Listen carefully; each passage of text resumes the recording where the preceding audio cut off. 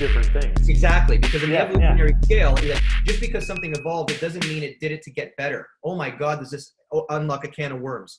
yeah. Human posture. I've said this a billion times. The fact that we're standing on 2 feet is the problem. Like, that's the problem. Like, to say that bipedalism was somehow we were advancing towards something better is to say that leopards have more low back pain than we do. Like, they do not. So, We know like, that? oh yeah, I'm pretty sure. Well, I'm pretty sure that we can assume, but the reason we're standing is not because it was somehow better for us. So the reason we're standing is so that we free up our arms, Yeah. so that we can throw projectiles, so we can view our horizon, right? So that it's not because we have to fix this low back pain problem. Because if you look at the evolutionary record, degenerative arthritis in the hips and the spine, like if you look at the fossil record, that like bipedalism kind of brought that, and then civilization skyrocketed. Yeah, yeah. So the idea when somebody looks at someone's posture and goes, "Oh, that's not right," and then I go, "What? What do you mean that's not right? Like, how can you tell me that his posture is not right?" You know a lot about research. Can you define what we know about maintaining static postures? In terms of what? In terms of okay, let me not preface the question. Let me just ask you about posture. Is there a perfect posture? No. Okay. Perfect posture for what? For sitting or for whatever? For sitting. For human sitting. No. The best posture is an adaptable changing posture.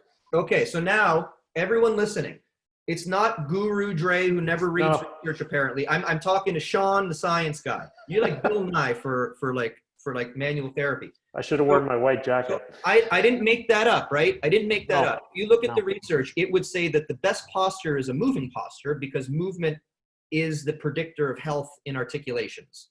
Correct.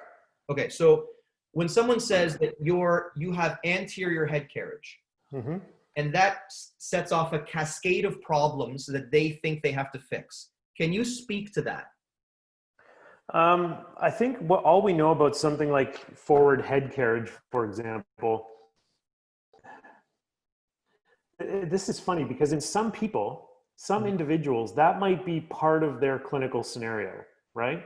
That might be one of the reasons that their neck hurts, for example, or the reason that they get headaches of whatever variety you want to give them. But if you back up again to a population level, the correlation gets weaker and weaker and weaker because humans are more and more and more variable and there's other shit that happens to them.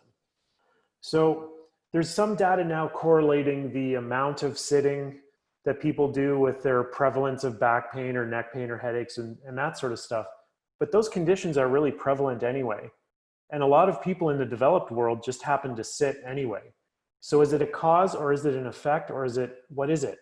And so I don't know, that whole world, and it gets you into the land of ergonomics and how you set up your desk and what's ideal and a lot of it doesn't matter so much because as long as someone moves enough, you can kind of sit however you want, as long as you don't sit like that for too long.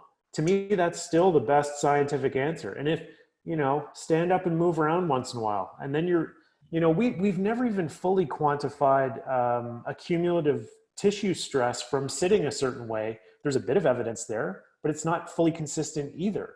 So, and then that's when a trigger puller will say, well, what about this study? But like, back up and look at everything. There's nothing really consistent there. Because if you take a group of 50 people, males, females between the ages of 20 and 60, like an average study, let's say, or 18 to 60, some of those people might be able to tolerate sitting for whatever reason better than some other people.